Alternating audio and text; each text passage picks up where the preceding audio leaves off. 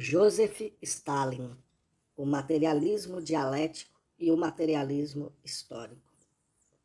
O materialismo dialético é a teoria geral do partido marxista-leninista. O materialismo dialético é assim chamado porque a sua maneira de considerar os fenômenos da natureza, o seu método de investigação e de conhecimento é dialético, e a sua interpretação, a sua concepção dos fenômenos da natureza, a sua teoria é materialista. O materialismo histórico estende os princípios do materialismo dialético ao estudo da vida social. Aplica estes princípios aos fenômenos da vida social, ao estudo da história da sociedade.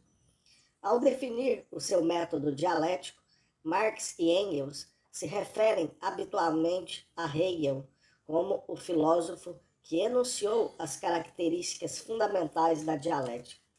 Contudo, isso não significa que a dialética de Marx e Engels seja idêntica à de Hegel, pois Marx e Engels só tomaram da dialética de Hegel o seu núcleo racional, rejeitaram dela a sua parte idealista e desenvolveram a dialética imprimindo-lhe um caráter científico moderno. Abre aspas, citação de Marx do Capital. O meu método dialético, diz Marx, não só difere na sua base do método hegeliano, mas é mesmo exatamente oposto. Para Hegel, o movimento do pensamento, que ele personifica sob o nome de ideia, é o criador da realidade, a qual não é senão a forma fenomenal da ideia. Para mim, pelo contrário, o movimento do pensamento é a reflexão do movimento real, transportado e transposto para o cérebro do homem. Fecha aspas. Ao definir o seu materialismo, Marx e Engels se referem habitualmente a Feuerbach como o filósofo que reintegrou o materialismo no seu devido lugar. Contudo, isso não significa que o materialismo de Marx e Engels seja idêntico ao de Feuerbach. Com efeito, Marx e Engels apenas tomaram ao materialismo de Feuerbach o seu núcleo central. Desenvolveram-no numa teoria filosófica científica do materialismo e rejeitaram dele as sobreposições idealistas, éticas e religiosas. Sabe-se que Feuerbach, apesar de ser basicamente materialista, se ergueu contra a denominação de materialismo. Engels disse várias vezes que Feuerbach, abre aspas, continua, apesar da sua base, fecha aspas, materialista, abre aspas, prisioneiro dos entraves idealistas tradicionais, fecha aspas, que, abre aspas, o verdadeiro idealismo de Feuerbach aparece logo que chegamos à sua filosofia da religião e à sua ética, fecha aspas, citação de Engels, Ludwig Feuerbach e o fim da filosofia clássica alemã. Dialética vem da palavra grega dialektike, que significa conversar, debater. Na antiguidade, entendia-se por dialética a arte de chegar à verdade, descobrindo e superando as contradições contidas no raciocínio do adversário. Certos filósofos da antiguidade pensavam que a descoberta das contradições no pensamento e o choque das opiniões contrárias eram o melhor meio de descobrir a verdade. Este modo dialético de pensamento, estendido a seguir aos fenômenos da natureza, tornou-se o método dialético do conhecimento da natureza. Segundo este método, os fenômenos da natureza estão eternamente em movimento e em transformação, e o desenvolvimento da natureza é o resultado do desenvolvimento das contradições da natureza, o resultado da ação recíproca das forças contrárias da natureza. Pela sua essência, a dialética é completamente oposta à metafísica. Primeiro, o método dialético marxista é caracterizado pelos seguintes traços fundamentais. A Ao contrário da metafísica, a dialética olha a natureza não como uma acumulação acidental de objetos, de fenômenos separados uns dos outros, isolados e independentes uns dos outros, mas como um todo unido, coerente, em que os objetos, os fenômenos, estão ligados organicamente entre eles, dependem uns dos outros e condicionam-se reciprocamente. É por esta razão que o método dialético considera que nenhum fenômeno da natureza pode ser compreendido se for considerado isoladamente, fora dos fenômenos que o rodeiam, pois qualquer fenômeno, em qualquer domínio da natureza, pode ser convertido numa coisa sem sentido se for considerado fora das condições que o rodeiam, se for separado destas condições. Pelo contrário, qualquer fenômeno pode ser compreendido e justificado, se for considerado sob o ângulo da sua ligação indissolúvel com os fenômenos que o rodeiam, se for considerado tal como é condicionado pelos fenômenos que o cercam. B. Ao contrário da metafísica, a dialética olha a natureza não como um estado de repouso e de imobilidade, de estagnação e de imutabilidade, mas como um estado de movimento e transformação perpétuos, de renovação e desenvolvimento incessantes, em que sempre nasce e desenvolve-se qualquer coisa, desagrega-se e desaparece qualquer coisa. É por esta razão que o método dialético exige que os fenômenos sejam considerados não só do ponto de vista das suas relações e condicionamentos recíprocos, mas também do ponto de vista do seu movimento, da sua transformação, do seu desenvolvimento, do ponto de vista do seu aparecimento e do seu desaparecimento. Para o método dialético, o que importa, antes de mais, não é o que parece estável num dado momento, mas o que começa já a decair.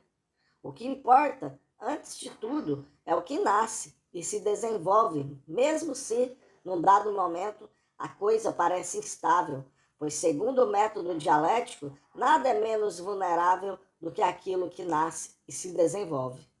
Citação de Friedrich Engels, Dialética da Natureza, abre aspas. Toda a natureza, diz Engels, das partículas mais ínfimas aos corpos maiores, do grão de areia ao sol, do protiste, célula primitiva, ao homem, está empenhada num processo eterno de aparecimento e de desaparecimento, num fluxo incessante, num movimento e numa transformação perpétuos. Fecha aspas. É por esta razão, diz Engels, que a dialética, abre aspas, observa as coisas e o seu reflexo mental, principalmente nas suas relações recíprocas, no seu encadeamento, no seu movimento, no seu aparecimento e desaparecimento. Fecha aspas, citação do Anti-Düring. C. Contrariamente à metafísica, a dialética considera o processo de desenvolvimento não como um simples processo de crescimento, em que as mudanças quantitativas não têm como resultado mudanças quantitativas, mas como um desenvolvimento que passa das mudanças quantitativas e latentes a mudanças evidentes e radicais, a mudanças qualitativas. Em que as mudanças qualitativas não são graduais, mas rápidas, bruscas, e se verificam por saltos de um estado a outro. Estas mudanças não são contingentes, mas necessárias. São resultado da acumulação de mudanças quantitativas insensíveis e graduais.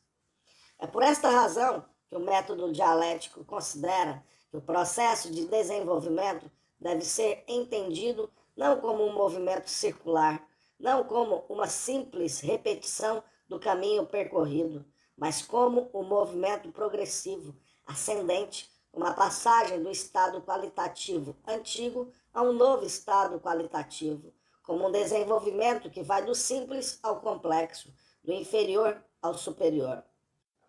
Abre aspas. A natureza, diz Engels, é a pedra de toque da dialética e é necessário dizer que as ciências modernas da natureza forneceram para esta prova materiais que são extremamente ricos e que aumentam de dia a dia. Assim, provaram que a natureza, em última instância, comporta-se dialeticamente e não metafisicamente, que não se move num círculo eternamente idêntico que se repetiria perpetuamente, mas que conhece uma história real.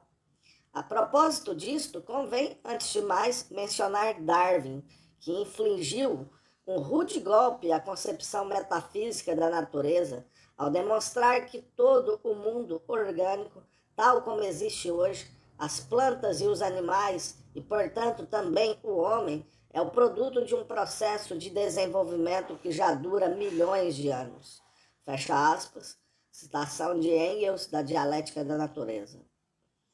Engels mostra que no desenvolvimento dialético, as mudanças quantitativas se convertem em mudanças qualitativas. Abre aspas, citação de Engels, da Dialética da Natureza. Em física, toda transformação é uma passagem da quantidade à qualidade, o efeito da mudança quantitativa da quantidade de movimento, de qualquer forma, inerente ao corpo ou comunicado ao corpo. Assim, a temperatura da água é, em princípio, indiferente ao seu estado líquido. Mas se aumenta ou diminui a temperatura da água, chega um momento em que o seu estado de coesão se modifica e a água se transforma em vapor e em gelo, respectivamente. É assim que é necessário uma corrente de uma certa intensidade para tornar luminoso um fio de platina.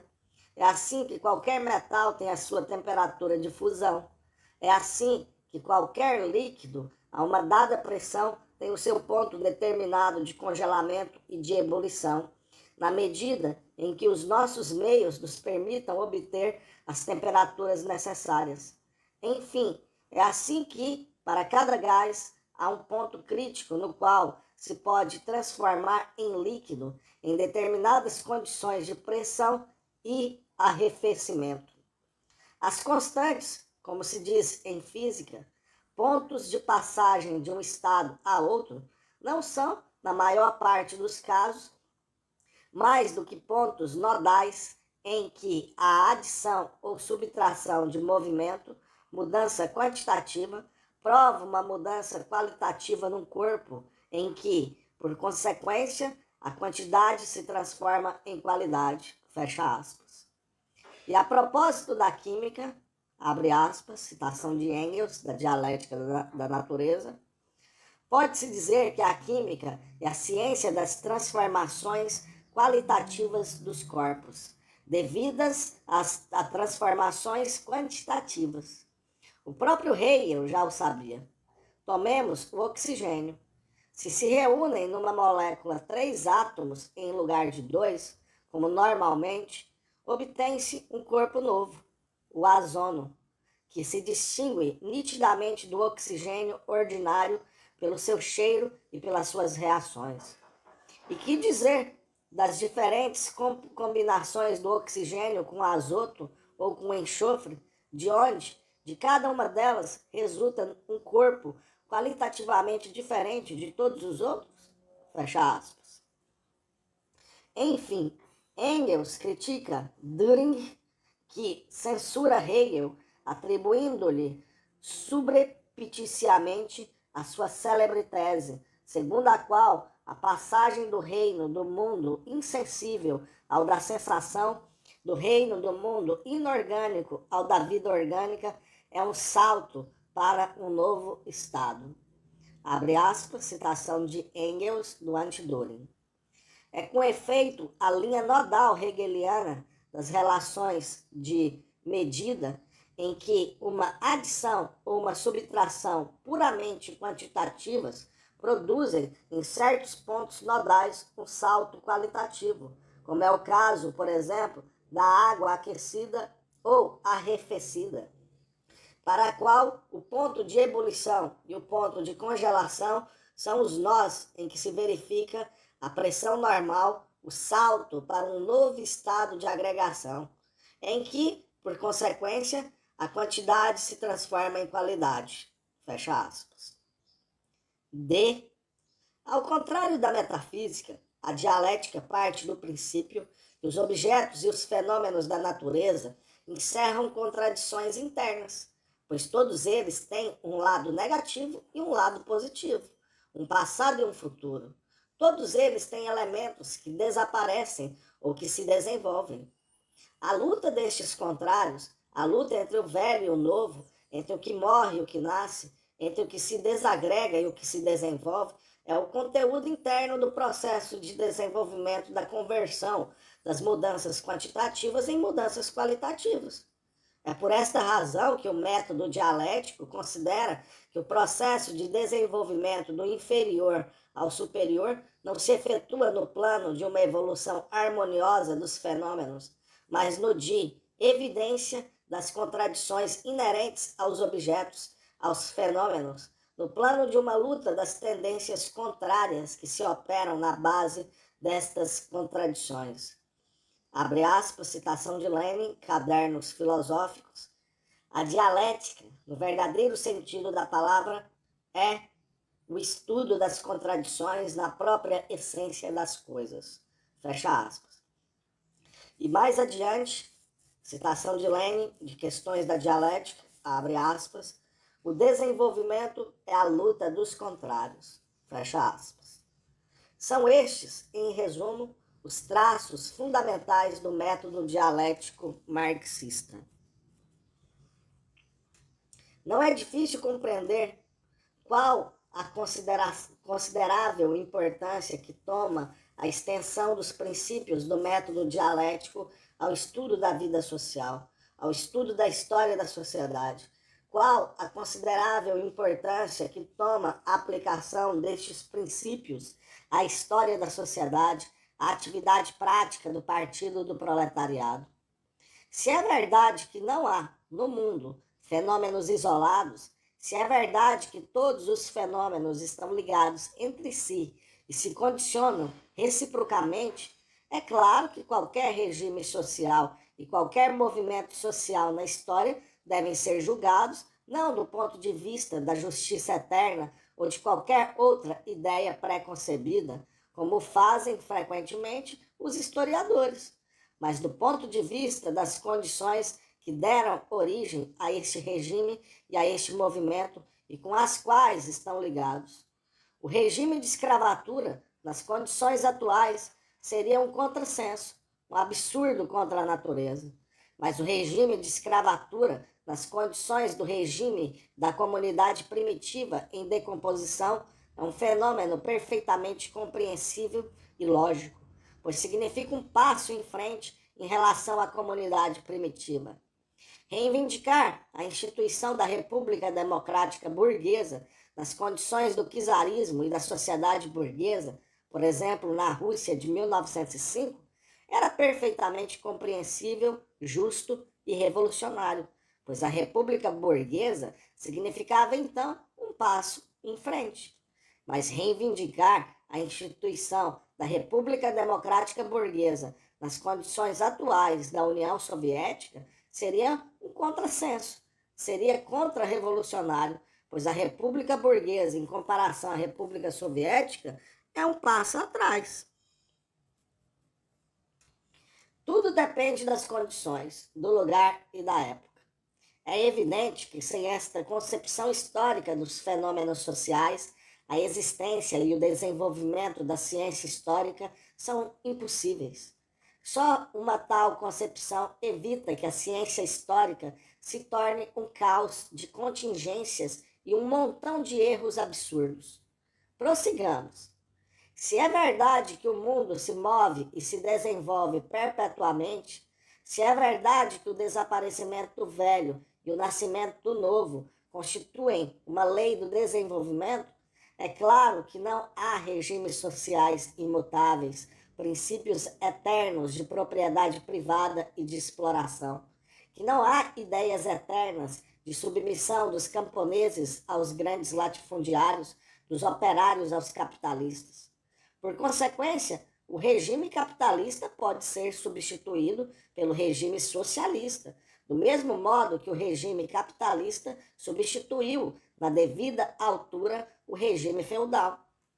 Consequentemente, é preciso basear a ação não nas camadas sociais que não se desenvolvem mais, mesmo que representem no momento a força dominante, mas nas camadas sociais que se desenvolvem e que têm o futuro, mesmo que não representem no momento a força dominante. Em 1880 a 1890, na época da luta dos marxistas contra os populistas, o proletariado da Rússia era uma ínfima minoria em relação à massa dos camponeses individuais, que formava a imensa maioria da população. Mas o proletariado desenvolvia-se enquanto classe, ao passo que o campesinato desagregava-se enquanto classe. E foi justamente porque o proletariado se desenvolvia como classe que os marxistas basearam nele a sua ação. No que não se enganaram, pois sabe-se que o proletariado, que era uma força pouco importante, se tornou a seguir uma força histórica e política de primeira ordem. Assim, para não nos enganarmos em política, é necessário olhar para frente e não para trás. Prossigamos. Se é verdade que a passagem das mudanças quantitativas lentas a mudanças qualitativas bruscas e rápidas é uma lei do desenvolvimento, é claro que as revoluções realizadas pelas classes oprimidas constituem um fenômeno absolutamente natural e inevitável. Consequentemente, a passagem do capitalismo ao socialismo e a libertação da classe operária do jugo capitalista podem ser efetuadas não por transformações lentas, não por reformas, mas somente por uma mudança qualitativa do regime capitalista pela revolução. Assim, para não nos enganarmos em política, é preciso sermos revolucionários e não reformistas. Prossigamos. Se é verdade que o desenvolvimento se faz pelo aparecimento das contradições internas, pelo conflito das forças contrárias, na base destas contradições, conflito destinado a ultrapassá-las, é claro que a luta de classes do proletariado é um fenômeno perfeitamente natural, inevitável. Assim, não devem ocultar-se as contradições do regime capitalista, mas fazê-las aparecer e expô-las, não abafar a luta de classes, mas levá-la até ao fim. Portanto, para não nos enganarmos em política, é preciso seguir uma política proletária de classe, intransigente, e não uma política reformista de harmonia com os interesses do proletariado e da burguesia. Não uma política conciliadora de integração do capitalismo no socialismo. Eis o que é o método dialético marxista aplicado à vida social, à história da sociedade. Por sua vez, o materialismo filosófico marxista é, pela sua base, exatamente oposto ao idealismo filosófico. Segundo, o materialismo filosófico marxista é caracterizado pelos seguintes traços fundamentais. A. Ao contrário do idealismo, que considera o mundo como a encarnação da ideia absoluta, do espírito universal, da consciência, o materialismo filosófico de Marx parte do princípio de que o mundo, pela sua natureza, é material, que os múltiplos fenômenos do universo são os diferentes aspectos da matéria em movimento, que as relações e o condicionamento recíprocos dos fenômenos estabelecidos pelo método dialético constituem as leis necessárias ao desenvolvimento da matéria em movimento, que o mundo se desenvolve segundo as leis do movimento da matéria e não tem a necessidade de qualquer espírito universal. Diz Engels, abre aspas, a concepção materialista do mundo significa simplesmente a concepção da natureza, tal como ela é e sem nenhuma adição estranha. Fecha aspas. A propósito da concepção materialista do filósofo da antiguidade, Heráclito, para quem, abre aspas, o mundo é uno, não foi criado por nenhum Deus, nem por nenhum homem, foi, é e será uma chama eternamente viva que se acende e extingue segundo leis determinadas, fecha aspas, escreve Lenin, abre aspas, excelente exposição dos princípios do materialismo dialético, fecha aspas, Lenin, Cadernos de Filosofia. B. Ao contrário do idealismo, para quem só a nossa consciência existe realmente, para quem o mundo material, o ser, a natureza, só existe na nossa consciência, nas nossas sensações, representações, conceitos, o materialismo filosófico marxista parte do princípio que a matéria, a natureza, o ser, é uma realidade objetiva existindo fora e independentemente da consciência. Que a matéria é um fato primordial, pois é a origem das sensações, das representações, da consciência, enquanto a consciência é um dado secundário, derivado, pois é o reflexo da matéria, o reflexo do ser. Que o pensamento é um produto da matéria, quando esta atingiu, no seu desenvolvimento, um alto grau de perfeição. Mais precisamente, o pensamento é o produto do cérebro e o cérebro é o órgão do pensamento. Não se poderia, portanto, separar o pensamento da matéria sob pena de cair num erro grosseiro. Citação de Engels, Ludwig Feuerbach e o fim da filosofia clássica alemã. Abre aspas. A questão da relação do pensamento ao ser, do espírito à natureza, é a questão suprema de toda a filosofia. Os filósofos dividiam-se em dois campos importantes, segundo a resposta que davam a esta questão. Os que afirmavam a anterioridade do espírito em relação à natureza formavam o campo do idealismo. Os outros, os que consideravam a natureza como anterior, pertenciam às diferentes escolas do materialismo. Fecha aspas. E mais adiante, abre aspas, o mundo material, perceptível pelos sentidos, ao qual nós próprios pertencemos, é a única realidade. A nossa consciência e o nosso pensamento, por mais transcendentes que pareçam, não são mais do que um produto de um órgão material, corporal, o cérebro. A matéria não é um produto do espírito, mas o próprio espírito. Não é senão o produto superior da matéria. Fecha aspas. A propósito do problema da matéria e do pensamento, escreve Marx, na Sagrada Família, abre aspas, não se poderia separar o pensamento da matéria pensante. Esta matéria é o substrato de todas as transformações que se operam, fecha aspas. Na sua definição do materialismo filosófico marxista, Lenin exprime-se nestes termos, abre aspas, o materialismo aceita, de um modo geral, que o ser real, objetivo, a matéria, é independente da consciência, das sensações, da experiência.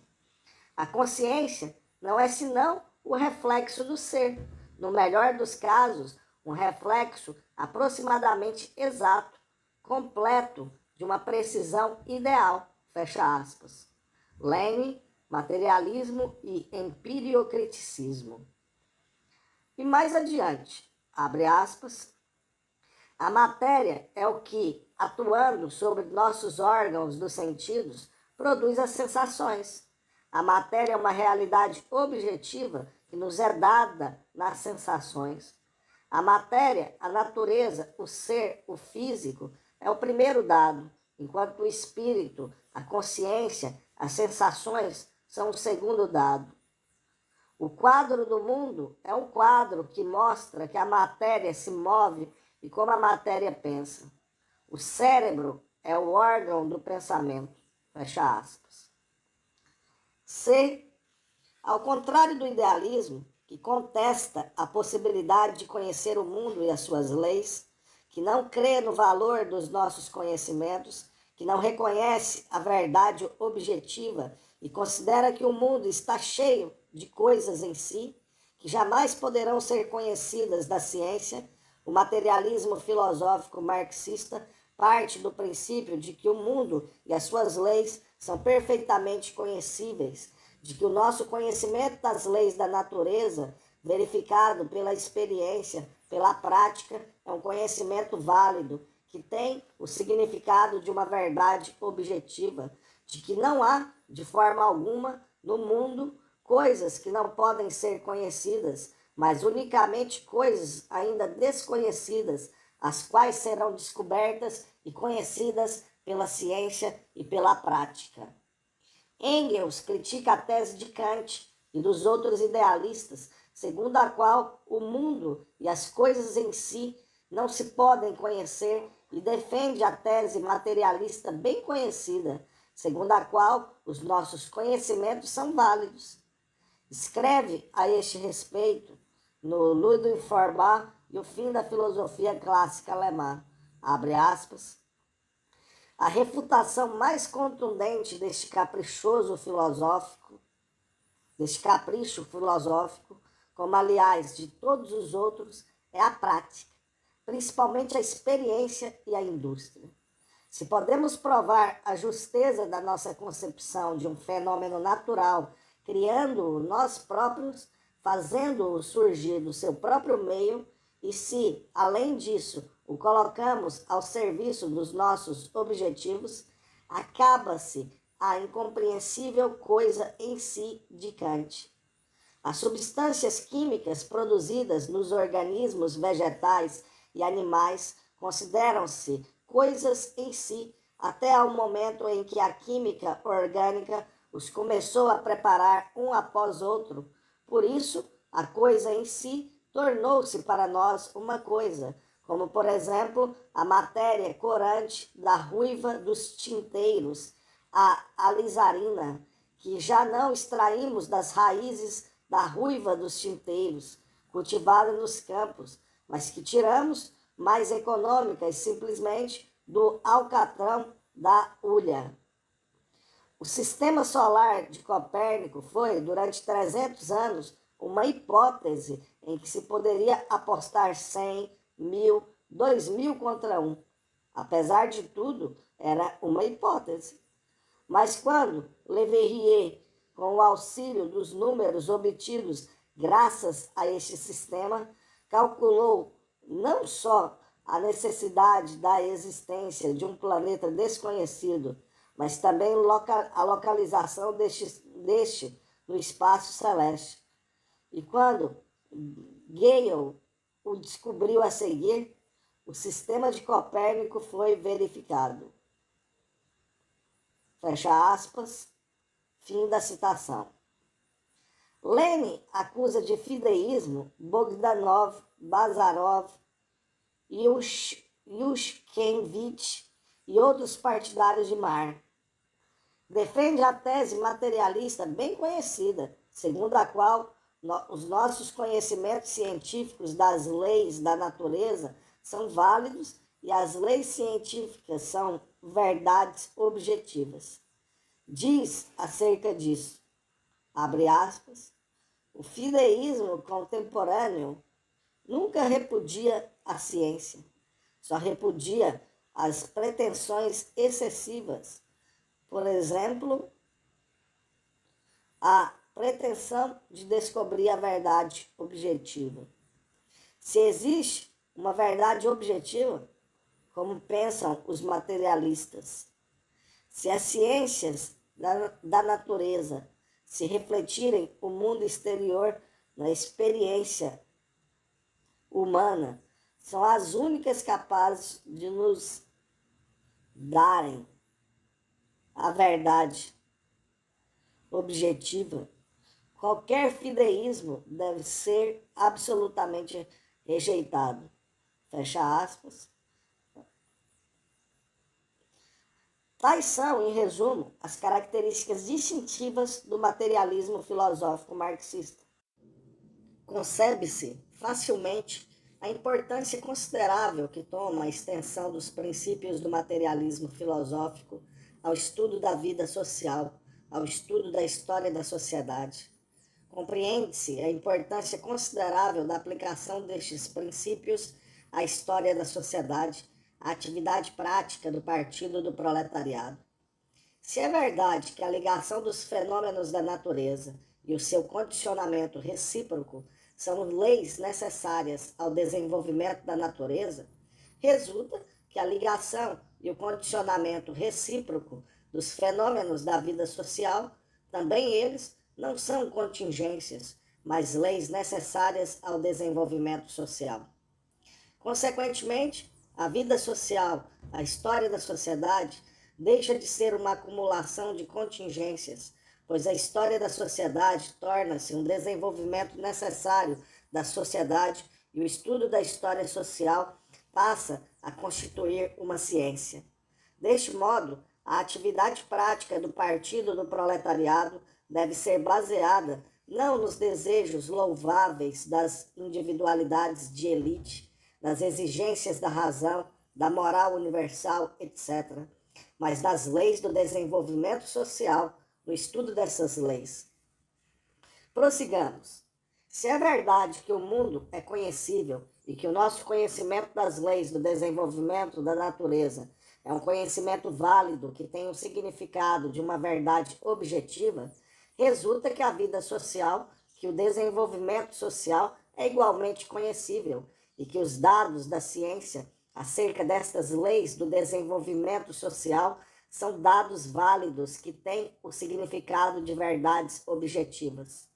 Assim, a ciência da história da sociedade, apesar de toda a complexidade dos fenômenos da vida social, pode tornar-se uma ciência tão exata como, por exemplo, a biologia, e capaz de fazer servir as leis do desenvolvimento social às aplicações práticas.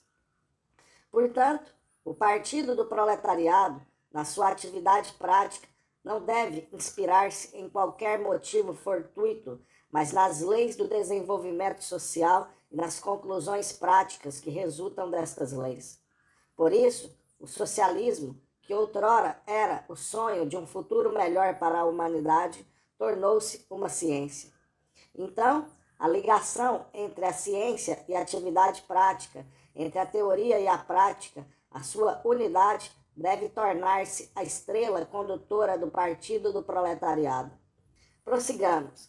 Se é verdade que a natureza, o ser, o mundo material são o primeiro dado, enquanto a consciência, o pensamento são o segundo dado, derivado do primeiro, se é verdade que o mundo material é uma realidade objetiva, que existe independentemente da consciência dos homens, enquanto a consciência é um reflexo desta realidade objetiva, resulta daí que a vida material da sociedade, o seu ser, é igualmente o primeiro dado, enquanto a vida espiritual é um segundo dado, igualmente derivado do primeiro, que a vida material da sociedade é uma realidade objetiva que existe independentemente da vontade do homem, enquanto a vida espiritual da sociedade é um reflexo desta realidade objetiva, um reflexo do ser. Portanto, é necessário procurar a fonte da vida espiritual da sociedade, a origem das ideias sociais, das teorias sociais, das opiniões políticas, das instituições políticas, não nas próprias ideias, teorias, opiniões e instituições políticas, mas sim nas condições da vida material da sociedade, do ser social, cujas ideias, teorias, opiniões, etc., são o reflexo. Por consequência, se nos diferentes períodos da história da sociedade se observam diferentes ideias e teorias sociais, diferentes opiniões e instituições políticas, se encontramos no regime de escravatura tais ideias e teorias sociais, tais opiniões e instituições políticas, enquanto no feudalismo encontramos outras e no capitalismo ainda outras, isso se explica não pela natureza, nem pelas propriedades das próprias ideias, teorias, opiniões e instituições políticas, mas pelas diversas condições de vida material da sociedade, nos diferentes períodos do desenvolvimento social. O ser da sociedade, as condições da vida material da sociedade, Eis o que determina as suas ideias, as suas teorias, as suas opiniões políticas, as suas instituições políticas. A este respeito, escreveu Marx, na Contribuição para a Crítica da Economia Política, no prefácio, abre aspas, não é a consciência dos homens que determina a sua existência. É, pelo contrário, a sua experiência social que determina a sua consciência. Fecha aspas. Assim, para não se enganar em política, para se não entregar a sonhos vazios, o Partido do Proletariado deve basear a sua ação não nos abstratos princípios da razão humana, mas nas condições concretas da vida material da sociedade, força decisiva do desenvolvimento social, não nos desejos louváveis dos grandes homens, mas nas necessidades reais do desenvolvimento da vida material e da sociedade. A fraqueza dos utópicos, compreendendo os populistas, os anarquistas, os socialistas revolucionários, explica-se, entre outras coisas, pelo fato de não reconhecerem o papel primordial das condições da vida material da sociedade, no desenvolvimento da própria sociedade. Caídos no idealismo, baseavam a sua atividade prática não nas necessidades do desenvolvimento da vida material da sociedade, mas, independente e a despeito dessas necessidades, nos planos ideais e projetos universais desligados da vida real da sociedade. O que dá força e a vitalidade ao marxismo-leninismo é o fato de ele se apoiar na sua atividade prática precisamente nas necessidades do desenvolvimento da vida material da sociedade, sem jamais se desligar da vida real desta.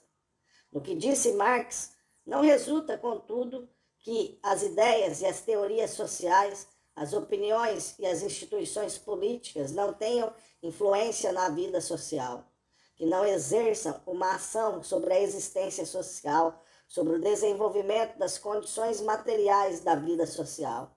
Até aqui falamos apenas da origem das ideias e das teorias sociais, das opiniões e das instituições políticas, do seu aparecimento. Dissemos que a vida espiritual da sociedade é um reflexo das condições da sua vida material, mas a importância destas ideias e teorias sociais, destas opiniões e instituições políticas, do seu papel na história, o materialismo histórico, longe de negá-los, sublinha, pelo contrário, o seu papel e a sua importância consideráveis na vida social, na história da sociedade. As ideias e as teorias sociais diferem.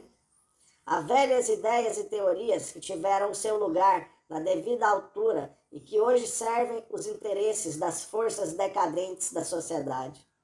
A importância que tem é a de deter o desenvolvimento da sociedade, o seu progresso. Há ideias e teorias novas, de vanguarda, que servem os interesses das forças de vanguarda da sociedade. A sua importância resulta do fato de elas facilitarem o desenvolvimento da sociedade, o seu progresso e, mais ainda, adquirem tanto mais importância quanto refletem mais fielmente as necessidades do desenvolvimento da vida material da sociedade. As novas ideias e teorias sociais só surgiram quando o desenvolvimento da vida material da sociedade colocou diante desta novas tarefas. Mas uma vez surgidas, tornam-se uma força da maior importância que facilita a execução das novas tarefas postas pelo desenvolvimento da vida material da sociedade. Facilitam o progresso da sociedade. É então que aparece toda a importância do papel organizador, mobilizador e transformador das ideias e teorias novas, das opiniões e instituições políticas novas. Na verdade, se surgem novas ideias e teorias sociais, é precisamente porque são necessárias à sociedade, porque sem a sua ação organizadora, mobilizadora e transformadora, é impossível a solução dos problemas prementes que acarreta o desenvolvimento da vida material da sociedade. Suscitadas pelas novas tarefas postas pelo desenvolvimento da vida material da sociedade, as ideias e teorias sociais novas abrem para si um caminho, tornam-se patrimônio das massas populares que mobilizam e organizam contra as forças retrógradas da sociedade, facilitando com isso o derrube destas forças que impedem o desenvolvimento da vida material da sociedade. É assim que, suscitadas pelas tarefas primordiais do desenvolvimento da vida material da sociedade, do desenvolvimento da existência social, as próprias ideias e teorias, as instituições políticas influenciam a seguir a existência social, a vida material da sociedade, ao criar as condições necessárias para solucionar os problemas prementes da vida material da sociedade e tornar possível o seu desenvolvimento posterior. Marx disse acerca disto, abre aspas, a teoria adquire uma força material logo que penetra nas massas. Fecha aspas, citação da Crítica da Filosofia do Direito de Hegel. Por consequência, para ter a possibilidade de influenciar as condições da vida material da sociedade e para acelerar o seu desenvolvimento, o seu melhoramento, o Partido do Proletariado deve apoiar-se numa teoria social, numa ideia social que traduza completamente as necessidades do desenvolvimento da vida material da sociedade e seja capaz, portanto, de pôr em movimento as grandes massas populares, capaz de as mobilizar e de as organizar no grande exército do Partido do Proletariado, pronto para varrer as forças reacionárias e abrir o caminho às forças avançadas da sociedade. A fraqueza dos economicistas e dos mencheviques se explica, entre outras coisas, pelo fato de que não reconheciam o papel mobilizador, organizador e transformador da teoria de vanguarda, da ideia da vanguarda. Caídos no materialismo vulgar, reduziam quase a zero este papel. É por isso que condenavam o partido a permanecer passivo, a vegetar. O que dá a força e a vitalidade ao marxismo-leninismo é o fato de ele se apoiar numa teoria de vanguarda que reflete perfeitamente as necessidades do desenvolvimento da vida material da sociedade, de colocar a teoria no lugar elevado que lhe cabe e considerar como seu dever a utilização completa da sua força mobilizadora, organizadora e transformadora. É assim que o materialismo histórico resolve o problema das relações entre o ser social e a consciência social, entre as condições do desenvolvimento da vida material e o desenvolvimento da vida espiritual da sociedade. Terceiro, o materialismo histórico. Falta esclarecer uma questão. O que devemos entender, do ponto de vista do materialismo histórico, por estas condições da vida material da sociedade, que determinam, em última análise, a fisionomia da sociedade, as suas ideias, as suas opiniões, as suas instituições políticas, etc. O que são estas condições de vida material da sociedade? Quais são os seus traços característicos? É certo que a noção de condições da vida material da sociedade compreende, antes de mais nada, a natureza que rodeia a sociedade, o meio geográfico, que é uma das condições necessárias e permanentes da vida material da sociedade e que, evidentemente, influencia o desenvolvimento da sociedade. Qual é o papel do meio geográfico no desenvolvimento social? Não será o meio geográfico a força principal que determina a fisionomia da sociedade, o caráter do regime social dos homens, a passagem de um regime a outro? A esta pergunta, o materialismo histórico responde negativamente. O meio geográfico é, incontestavelmente, uma das condições permanentes e necessárias do desenvolvimento da sociedade, e é evidente que influencia este desenvolvimento. acelera ou retarda o curso do desenvolvimento social.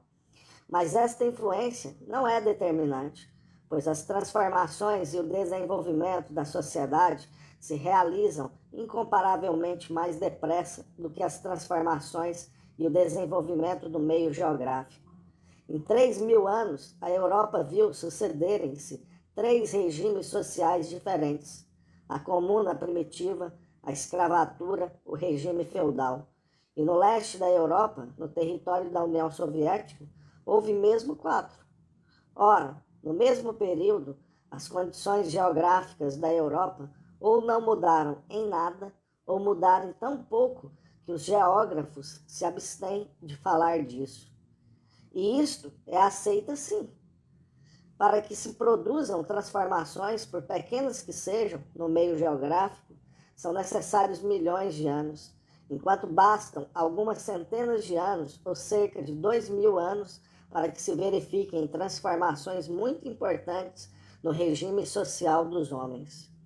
Por aqui se vê que o meio geográfico não pode ser a causa principal, a causa determinante do desenvolvimento social, pois o que permanece quase imutável durante dezenas de milhares de anos não pode ser a causa principal do desenvolvimento daquilo que está sujeito a mudanças radicais no espaço de algumas centenas de anos. É certo, em seguida, que também o crescimento e a densidade da população fazem parte da noção de condições da vida material da sociedade, pois os homens são um elemento indispensável das condições da vida material da sociedade.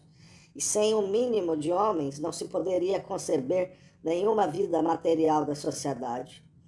Não será o crescimento da população a força principal que determina o caráter do regime social dos homens? A esta pergunta, o materialismo histórico responde também negativamente. Com certeza que o crescimento da população exerce influência sobre o desenvolvimento social, facilita-o ou atrasa-o, mas não pode ser a força principal do desenvolvimento social e a influência que exerce sobre este não pode ser determinante, pois o crescimento da população, por si só, não nos dá a chave deste problema. Por que é que a tal regime social sucede precisamente tal regime social novo e não outro? Por que é que a comuna primitiva sucede precisamente à escravatura?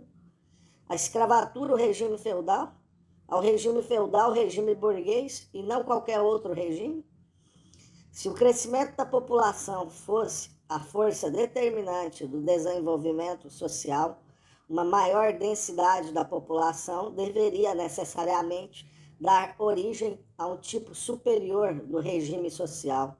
Mas, na realidade, não se verifica isso. A densidade de população na China é 4 vezes mais elevada do que a dos Estados Unidos. Contudo, os Estados Unidos estão ao nível mais elevado do que a China do ponto de vista do desenvolvimento social. Na China existe ainda um regime semi-feudal, enquanto os Estados Unidos atingiram, desde há muito tempo, o estado superior do desenvolvimento capitalista. A densidade da população na Bélgica é 19 vezes mais elevada que a dos Estados Unidos e 26 vezes mais elevada que a da União Soviética. Contudo, os Estados Unidos estão ao nível mais elevado que a Bélgica do ponto de vista do desenvolvimento social. E em relação à União Soviética, a Bélgica está atrasada de toda uma época histórica. Na Bélgica, domina o regime capitalista, enquanto a União Soviética já acabou com o capitalismo, instituiu o regime socialista. Resulta daí que o crescimento da população não é, e não pode ser, a força principal do desenvolvimento da sociedade, a força que determina o caráter do regime social, a fisionomia da sociedade. Mas, então, qual é, pois, no sistema das condições da vida material da sociedade, a força principal que determina a fisionomia da sociedade, o caráter do regime social, o desenvolvimento da sociedade de um regime para outro.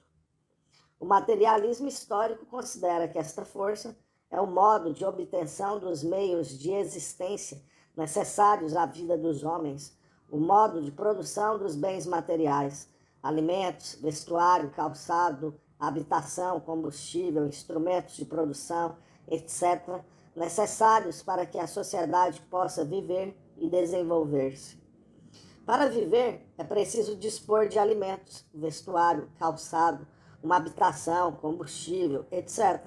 Para ter estes bens materiais, é preciso produzi-los. E para os produzir, é necessário dispor dos instrumentos de produção com a ajuda dos quais os homens produzem os alimentos, o vestuário, o calçado, a habitação, o combustível, etc.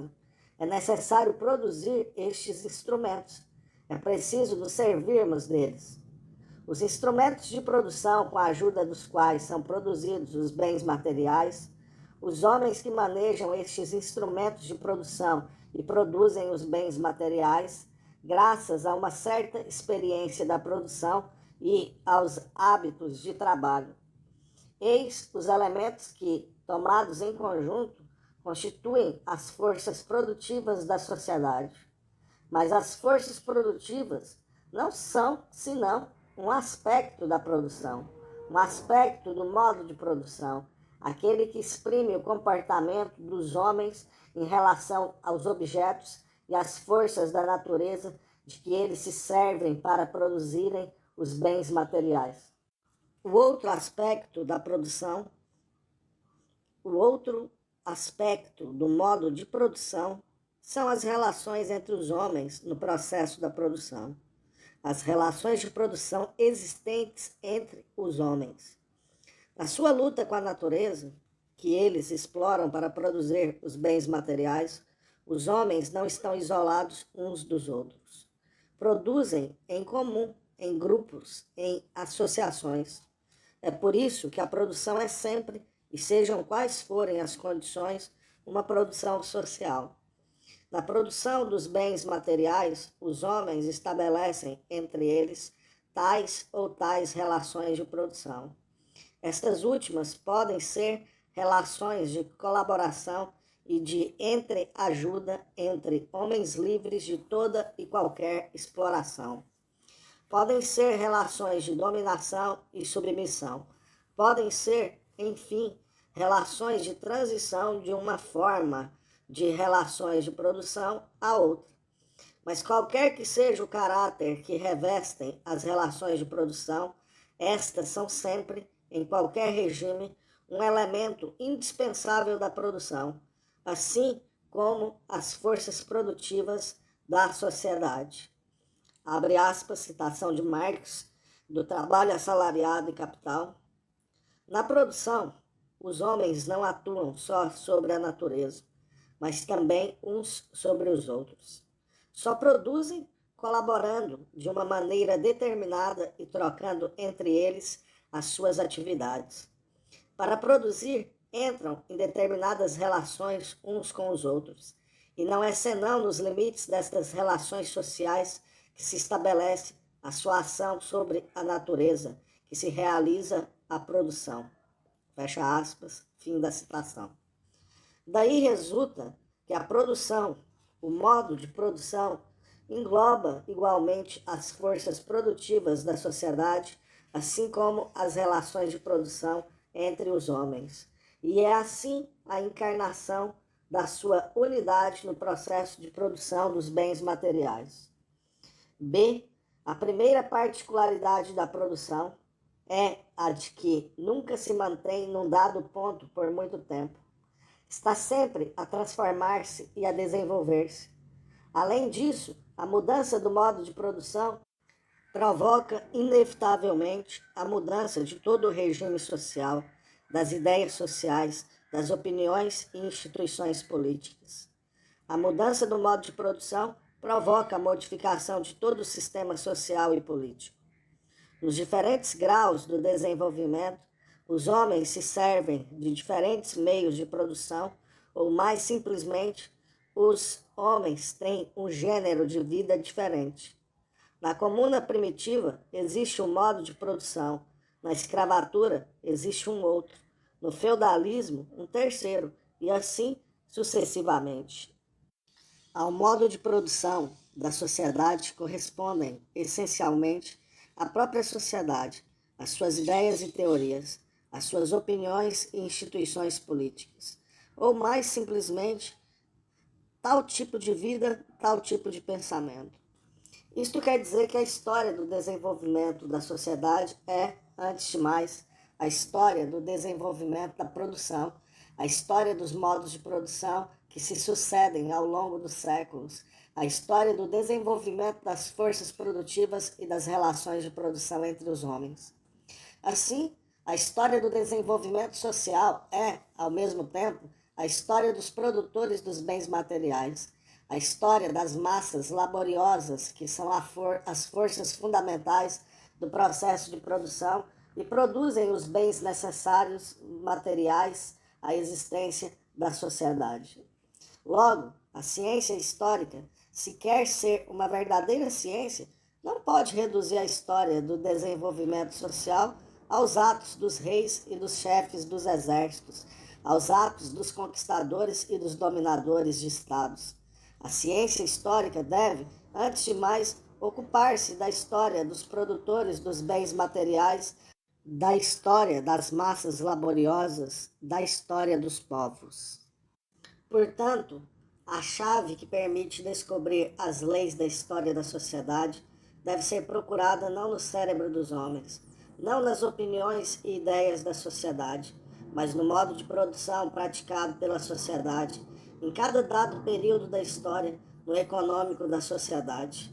Por isso, a tarefa primordial da ciência histórica é o estudo e a descoberta das leis da produção, das leis do desenvolvimento das forças produtivas e das relações de produção, das leis do desenvolvimento econômico da sociedade.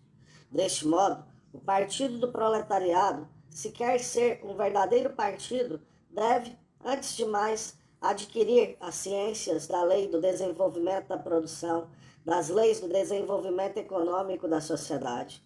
Portanto, para não se enganar em política, o Partido do Proletariado deve, no estabelecimento do seu programa, assim como na sua atividade prática e, antes de tudo, inspirar-se nas leis do desenvolvimento da produção, nas leis do desenvolvimento econômico da sociedade.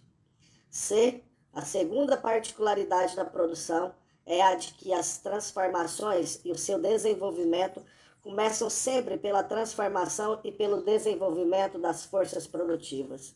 E antes de mais nada, pela transformação e desenvolvimento dos instrumentos de produção.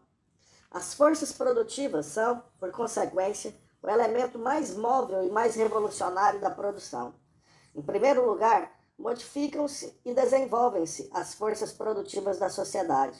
A seguir, em função e em conformidade com estas modificações, modificam-se as relações de produção entre os homens, as suas relações econômicas.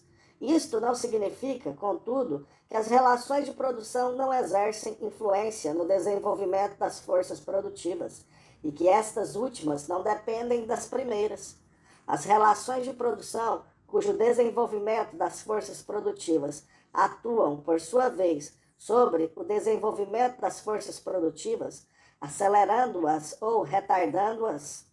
Além disso, importa salientar que as relações de produção não poderiam retardar, por muito tempo, o crescimento das forças produtivas e se manterem em contradição com este desenvolvimento, pois as forças produtivas só podem desenvolver-se completamente se as relações de produção correspondem ao caráter, ao estado das forças produtivas e dão livre curso ao desenvolvimento destas últimas. É por esta razão que, qualquer que seja o atraso das relações de produção em relação ao desenvolvimento das forças produtivas, devem, mais cedo ou mais tarde, acabar por corresponder ao que se verifica efetivamente ao nível do desenvolvimento das forças produtivas, ao caráter destas forças produtivas. Caso contrário, a unidade das forças produtivas e das relações de produção no sistema da produção seria seriamente comprometida e se daria uma ruptura no conjunto da produção, uma crise da produção, a destruição das forças produtivas. As crises econômicas nos países capitalistas, onde a prosperidade privada capitalista dos meios de produção está em flagrante contradição com o caráter social do processo de produção, com o caráter das forças produtivas, são um exemplo do desacordo entre as relações de produção e o caráter das forças produtivas. Um exemplo do conflito que as instiga à luta. As crises econômicas que conduzem à destruição das forças produtivas são o resultado deste desacordo. Além disso, este próprio desacordo é a base econômica da revolução social chamada a destruir as relações de produção atuais e a criar novas relações adequadas ao caráter das forças produtivas. Pelo contrário, a economia socialista da União Soviética, onde a propriedade social dos meios de produção está em perfeito acordo com o caráter social do processo de produção e onde, por conseguinte, nem há crises econômicas, nem destruição das forças produtivas, é um exemplo do acordo perfeito entre as relações de produção e o caráter das forças produtivas. Por isso, as forças produtivas não são apenas o elemento mais móvel e mais revolucionário da produção. São também o elemento determinante do desenvolvimento da produção. Tais são as forças produtivas, tais devem ser as relações de produção. Se o estado das forças produtivas indica quais os instrumentos de produção com os quais os homens produzem os bens materiais que lhes são necessários, o estado das relações de produção mostra na posse de quem se encontram os meios de produção. A terra, as florestas, a água, o subsolo, as matérias-primas, os instrumentos de produção, as construções de exploração, os meios de transporte e de comunicação, etc. À disposição de quem se encontram os meios de produção, à disposição de toda a sociedade ou à disposição de determinados indivíduos, de grupos ou de classes que se servem deles para explorar outros indivíduos, grupos ou classes. Eis aqui um quadro esquemático do desenvolvimento das forças produtivas desde os tempos mais recuados até aos nossos dias. Transição dos utensílios de pedra aos de metal, machado de ferro, arado com relha de ferro, etc. E a seguir, passagem à cultura das plantas, à agricultura. Novo aperfeiçoamento dos utensílios de metal para trabalhar os materiais, aparecimento da forja a sopro e da olaria, e a seguir, desenvolvimento das profissões manuais, separação destas e da agricultura, desenvolvimento das profissões manuais independentes e depois manufatura. Transição dos instrumentos de produção artesanal à máquina e transformação da produção artesanal manufaturada em indústria mecanizada. Transição do sistema de máquinas e aparecimento da grande indústria mecanizada moderna. Tal é o quadro de conjunto, muito incompleto, do desenvolvimento das forças produtivas da sociedade ao longo da história da humanidade. Daqui resulta que o desenvolvimento e aperfeiçoamento dos instrumentos de produção foram realizados pelos homens, que têm uma relação com a produção e não independentemente dos homens. Assim, ao mesmo tempo que se transformam e desenvolvem os instrumentos de produção, os homens, elemento essencial das forças produtivas, se transformam e desenvolvem igualmente. A sua experiência de produção, os seus hábitos de trabalho, a sua capacidade de manejar os instrumentos de produção se transformaram e se desenvolveram. Foi de acordo com estas transformações e com este desenvolvimento das forças produtivas da sociedade ao longo da história que mudaram e se desenvolveram as relações de produção entre os homens, as suas relações econômicas. A história conhece 5 tipos fundamentais de relações de produção: a comuna primitiva, a escravatura, o regime feudal, o regime capitalista e o regime socialista. No regime da comuna primitiva, a propriedade coletiva dos meios de produção forma a base das relações de produção. o que corresponde, no essencial, ao caráter das forças produtivas neste período.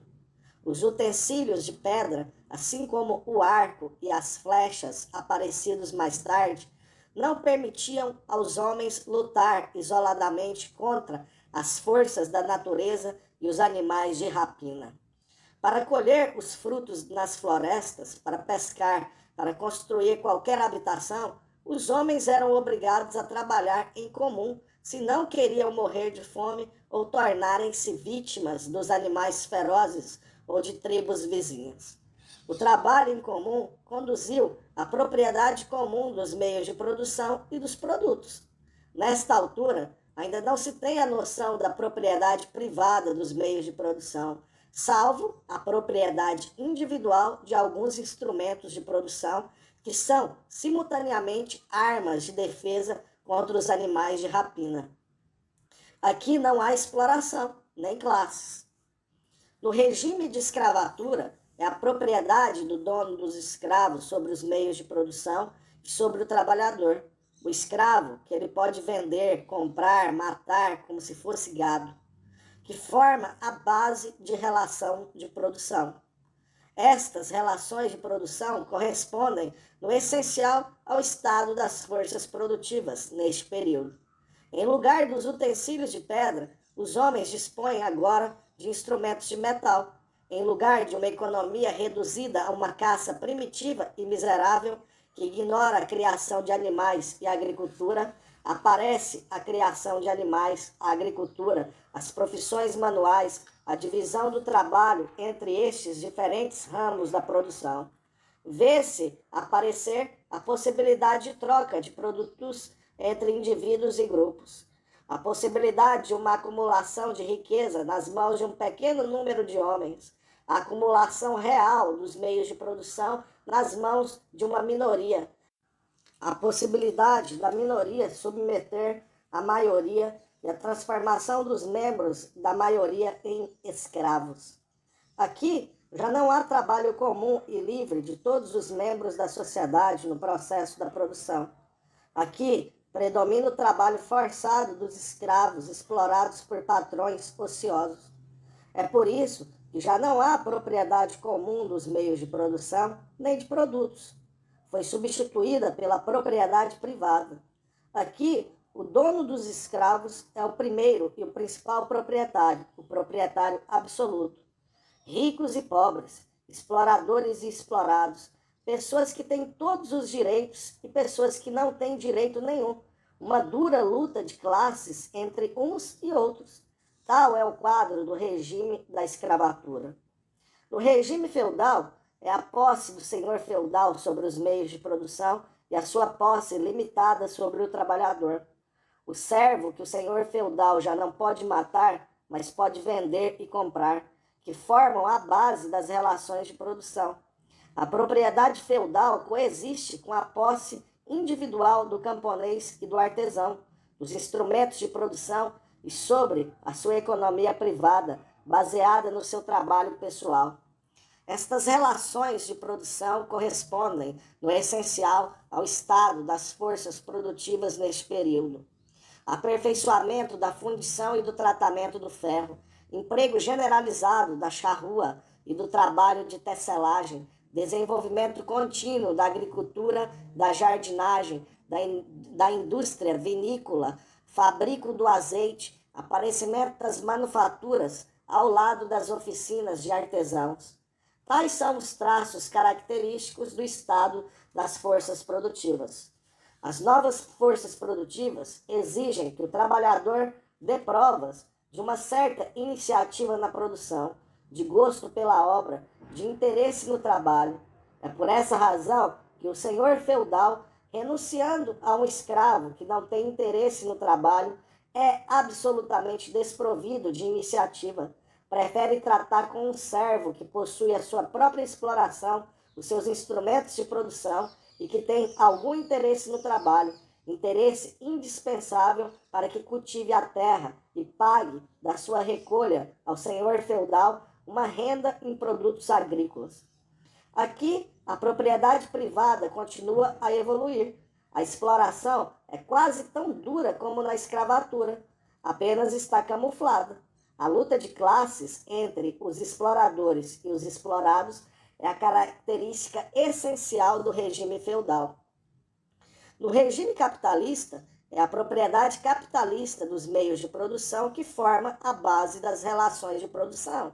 A posse dos produtores, dos trabalhadores assalariados, já não existe. O capitalista não pode matá-los nem vendê-los, pois eles estão libertos de qualquer dependência pessoal, mas estão privados dos meios de produção. E para não morrerem de fome, são forçados a vender a sua força de trabalho ao capitalista e a suportar o jugo da exploração.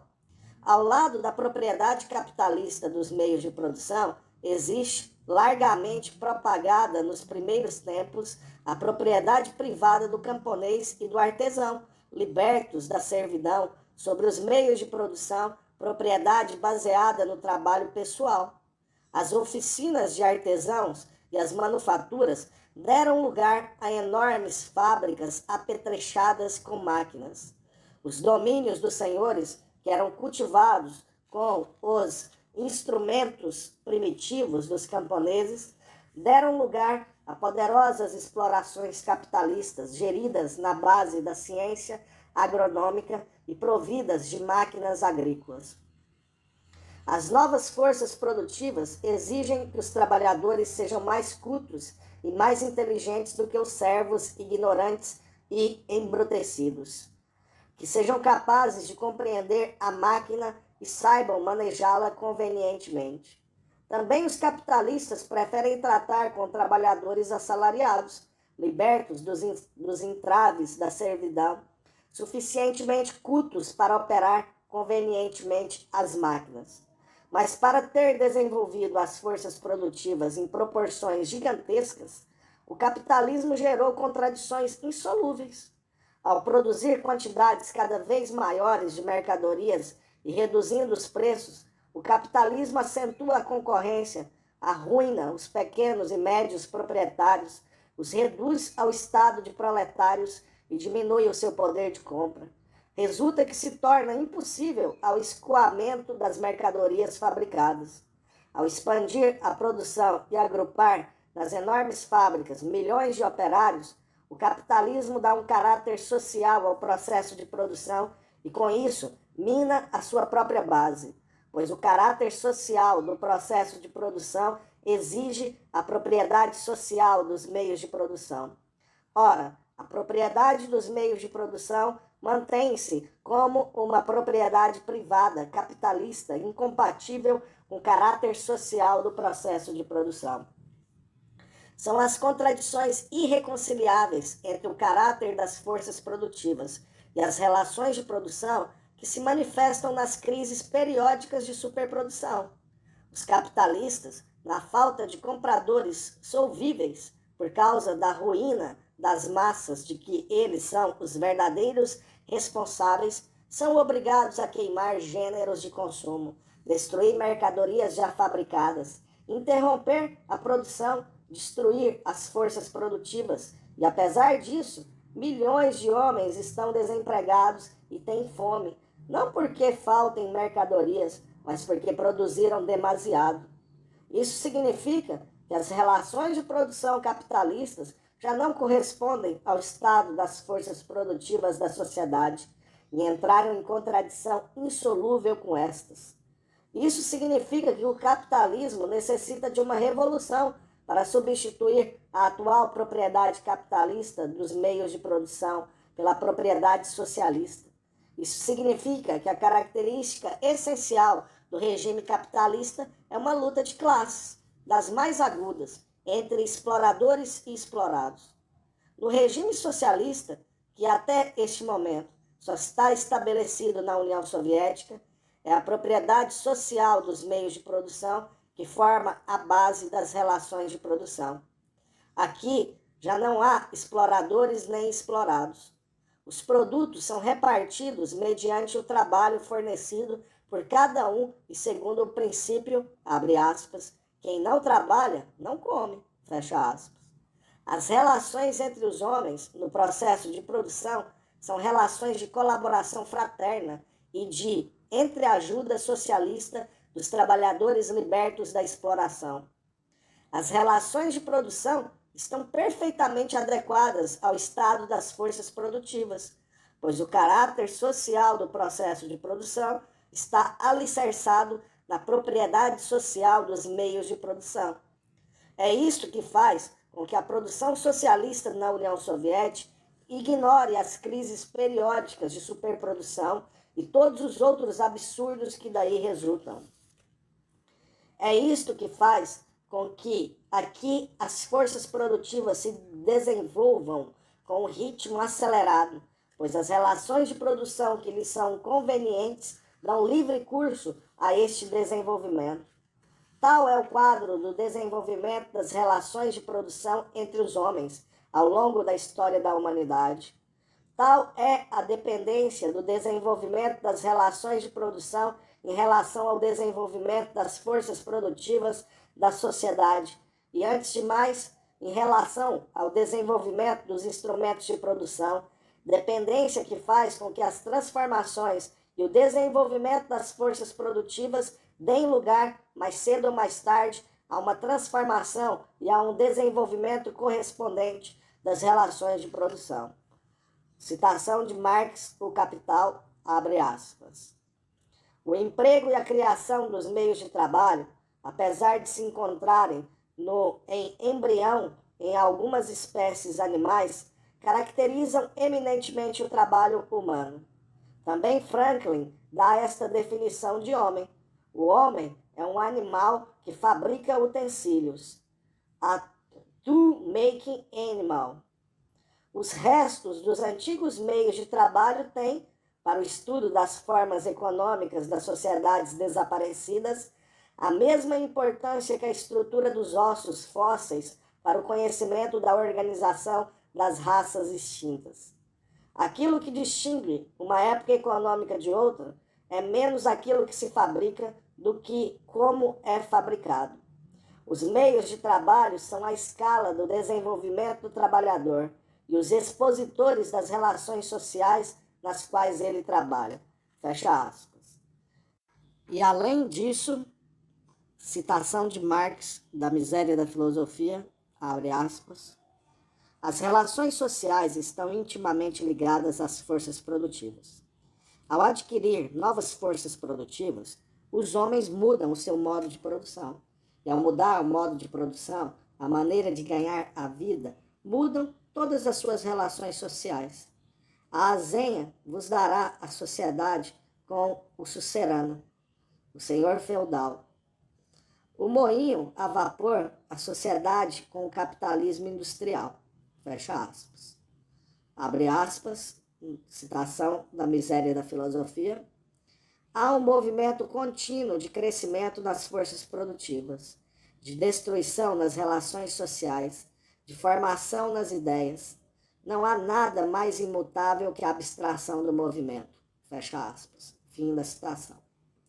Definindo o materialismo histórico formulado no Manifesto do Partido Comunista, diz Engels, abre aspas, citação do Manifesto do Partido Comunista, prefácio, a produção econômica e a estrutura social, que daí resulta necessariamente, formam, em cada época histórica, a base da história política e intelectual dessa época. Por isso, depois da dissolução da primitiva propriedade comum do solo, toda a história foi uma história de luta de classes, de lutas entre classes exploradas e classes exploradoras, entre classes dominadas e classes dominantes, nas diferentes etapas do seu desenvolvimento social. Esta luta atingiu atualmente uma etapa em que a classe explorada e oprimida, o proletariado, já não pode se libertar da classe que a explora e oprime, a burguesia, sem libertar simultaneamente e para sempre toda a sociedade da exploração, da opressão e das lutas de classes. Fecha aspas. D. A terceira particularidade de produção é a de que as novas forças produtivas e as relações de produção que lhes correspondem não aparecem fora do antigo regime e depois do seu desaparecimento, aparecem no próprio seio do velho regime. Não são o efeito de uma ação consciente premeditada pelos homens. Surge espontâneas e independentes da vontade dos homens, por duas razões. Em primeiro lugar, porque os homens não são livres na escolha do modo de produção. Cada nova geração, na sua entrada na vida, encontra forças produtivas e relações de produção já estabelecidas, criadas pelo trabalho das gerações precedentes. Também cada nova geração é obrigada a aceitar, de início, tudo o que encontra estabelecido no domínio da produção e a adaptar-se para poder produzir bens materiais. Em segundo lugar, porque ao aperfeiçoar este ou aquele instrumento de produção, este ou aquele elemento das forças produtivas, os homens não têm consciência dos resultados sociais aos quais devem conduzir estes aperfeiçoamentos. Não o compreendem e não pensam nisso. Não pensam senão nos seus interesses cotidianos, em tornar o seu trabalho mais fácil e em obter uma vantagem imediata e tangível. Quando alguns membros da comuna primitiva começaram, pouco a pouco, e as apalpadelas, a passar dos utensílios de pedra aos utensílios de ferro, ignoravam, evidentemente, os resultados sociais a que levaria esta inovação. Não pensavam nisso. Não tinham consciência, não compreendiam que a adoção dos utensílios de metal significava uma revolução na produção, que essa revolução levaria finalmente ao regime de escravatura. O que eles queriam era simplesmente tornar o trabalho mais fácil e obter uma vantagem imediata e palpável. A sua atividade consciente limitava-se ao quadro estreito desta vantagem pessoal cotidiana. Quando, no regime feudal, a jovem burguesia da Europa começou a construir, ao lado das pequenas oficinas de artesãos, grandes fábricas, fazendo assim progredir as forças produtivas da sociedade, ignorava, evidentemente, as consequências sociais que resultariam dessa inovação.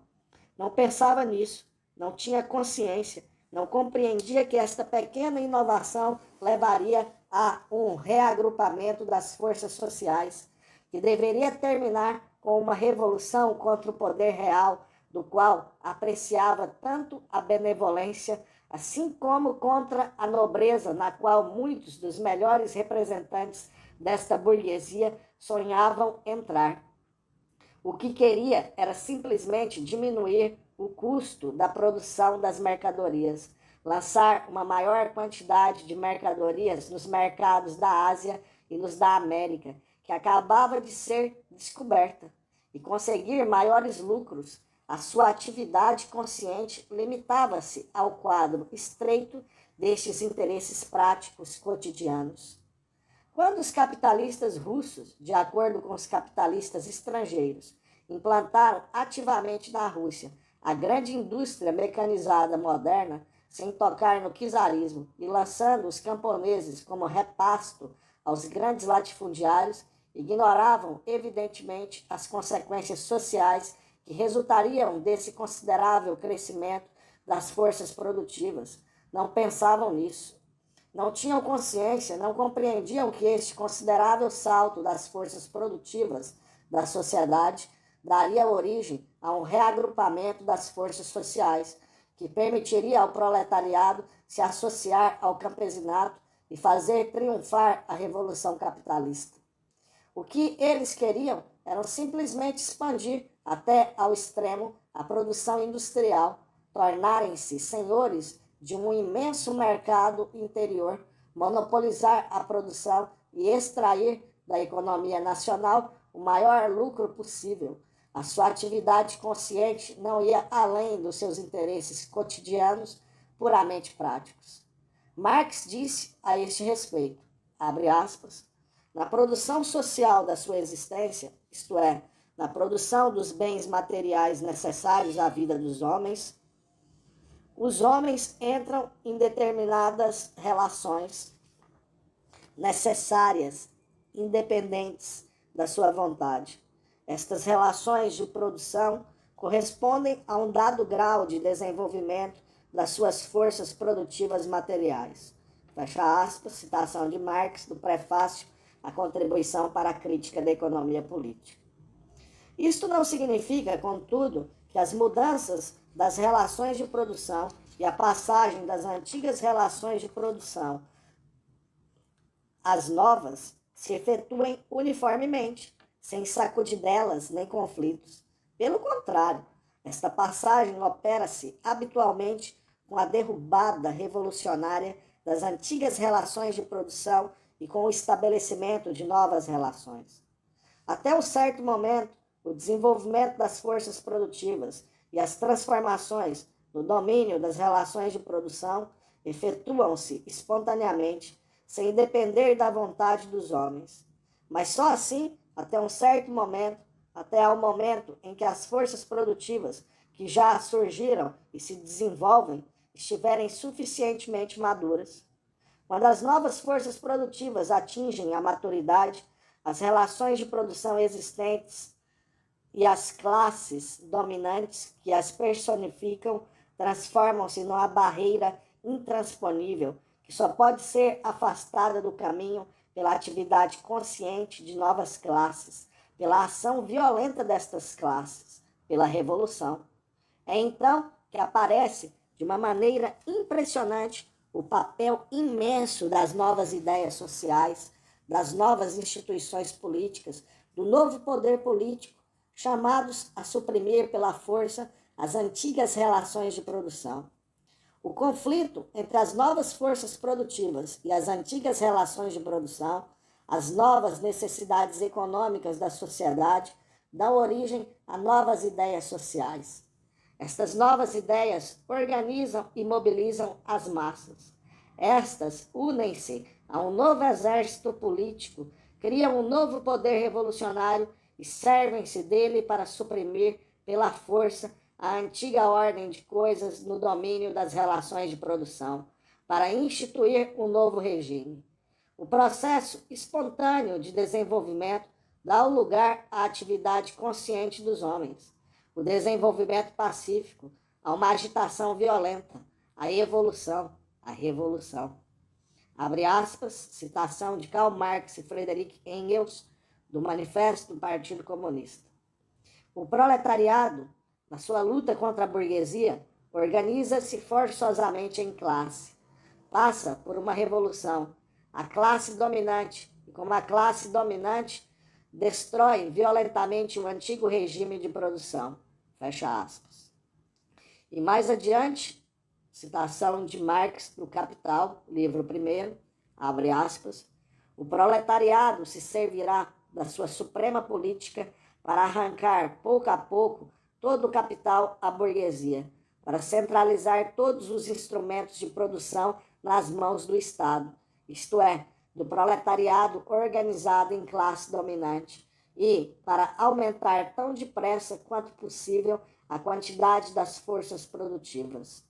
A força é a parteira de toda a velha sociedade em atividade. Fecha aspas. No histórico prefácio da sua célebre obra Contribuição para a Crítica da Economia Política, de 1859, Marx dá uma definição genial da própria essência do materialismo histórico. Abre aspas. Na produção social da sua existência, os homens entram em relações determinadas, necessárias, independentes da sua vontade.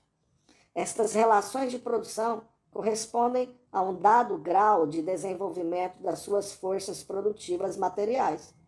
O conjunto destas relações de produção constitui a estrutura econômica da sociedade, a base sobre a qual se ergue uma superestrutura jurídica e política e à qual correspondem determinadas formas de consciência social. O modo de produção da vida material condiciona o processo da vida social, política e intelectual em geral. Não é a consciência dos homens que determina a sua existência. É, pelo contrário, a existência social que determina a sua consciência. Em determinado grau do seu desenvolvimento, as forças produtivas materiais da sociedade entram em contradição com as relações de produção existentes, ou, o que não passa da sua expressão jurídica, com as relações de propriedade no seio das quais atuavam até então. De formas de desenvolvimento das forças produtivas que eram, estas relações passam a ser um entrave para estas forças. Então, inicia-se uma época de revoluções sociais. A mudança da base econômica transforma, mais ou menos lenta ou rapidamente, toda a formidável superestrutura. Quando se estuda essas transformações, é preciso distinguir sempre a mudança material, constatada com uma precisão própria das ciências naturais, das condições econômicas da produção e as formas jurídicas, políticas, religiosas, artísticas ou filosóficas. Numa palavra, as formas ideológicas nas quais os homens concebem este conflito e o combatem. Assim como não se pode julgar um indivíduo pela ideia que ele tem de si próprio, também não se pode julgar uma época de transformações pela sua consciência. Mas é preciso explicar esta consciência pelas contradições da vida material, pelo conflito que opõe as forças produtivas da sociedade e as relações de produção. Uma formação social nunca morre antes de terem se desenvolvido todas as forças produtivas, às quais pode dar livre curso. Nunca aparecem novas relações de produção superiores às antigas, antes de terem morrido as suas condições materiais no seio da velha sociedade. É por esta razão que nunca se põem à humanidade problemas que ela não possa resolver, pois, por pouco que considerem as coisas, se reconhecerá sempre que o problema em si não surge senão quando existem, ou pelo menos estão em formação, as condições naturais para a sua solução. Fecha aspas, fim da citação. Eis o que ensina o materialismo marxista aplicado à vida social, à história da sociedade. Tais são as características fundamentais do materialismo dialético e histórico. Joseph Stalin, o materialismo dialético e o materialismo histórico.